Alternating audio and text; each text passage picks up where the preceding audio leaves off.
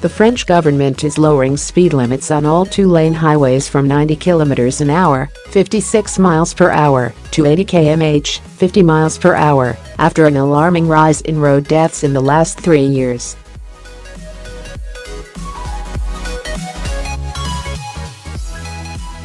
The limit reduction, which will be introduced from July 1, means all motorists heading over the channel for a summer getaway need to be extra vigilant of their speed to avoid receiving a fine of up to €750, £650.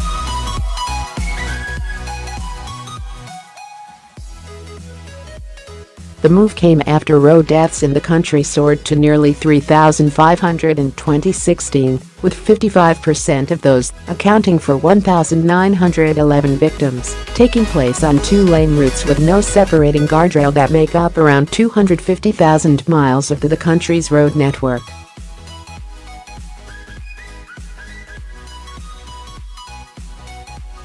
It means that almost twice as many individuals are killed on routes in France than in the UK, 1,792, and more people died in 2016 on two-lane French roads than all highway types in Britain.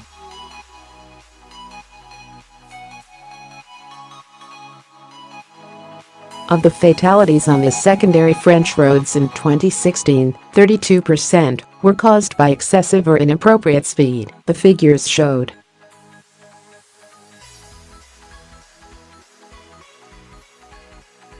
In a bid to reduce the number of victims, the government said a 10 km/h speed reduction on these roads would save between 350 and 500 lives a year.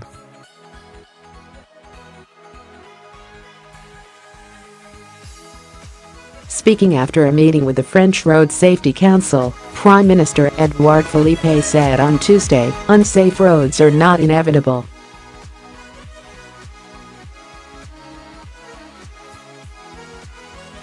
Lowering speeds reduces the number of accidents, as well as the severity of these accidents."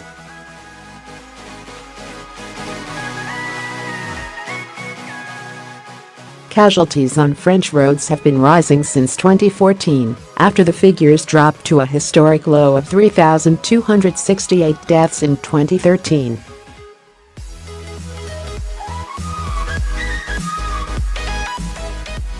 And the recent increases look set to continue into 2017, where the toll was up 0.9% in the first 11 months of the year.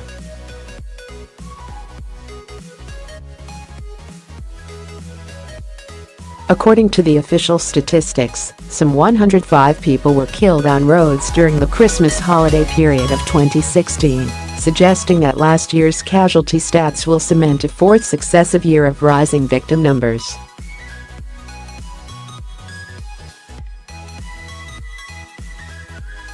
RAC European driving spokesman Simon Williams said that action needed to be taken, though the changes won't be popular among native motorists who might see the changes as cash cows for the government.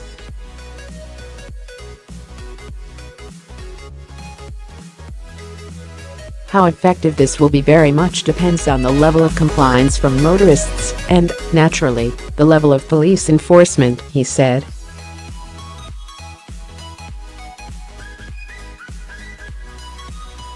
There are, of course, accusations from French motoring groups that this is not about road safety at all, but about raising extra money from motorists through fines.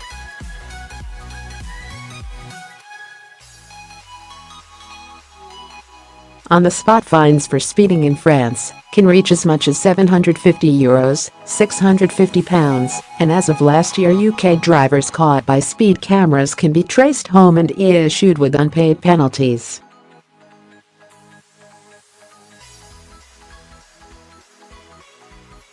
EU governments now have access to vehicle ownership records held by other countries, which are then used to prosecute offences carried out in foreign registered cars.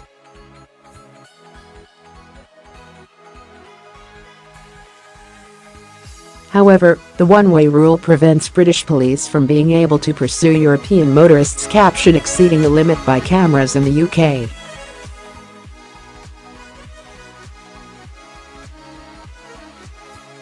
British drivers visiting France making longer journeys are unlikely to experience too much impact, as the majority of those miles will probably be driven on bigger, faster roads, Williams added.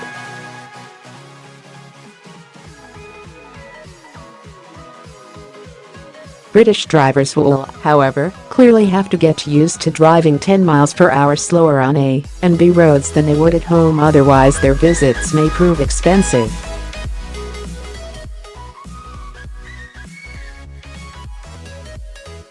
Arguably, holidaymakers should not be that affected by slower journeys, as they should not be in as much of a rush as locals, who may well have to get used to slightly longer journey times, he said.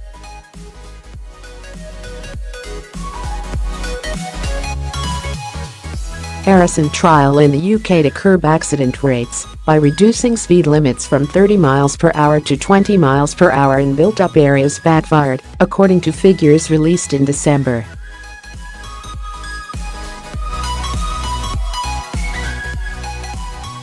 Bath and North East Somerset Council spent £871,000 converting the zones, only for the stats to show that the rate of people killed or seriously injured went up in 7 out of the 13 areas in the 12 months after they were installed.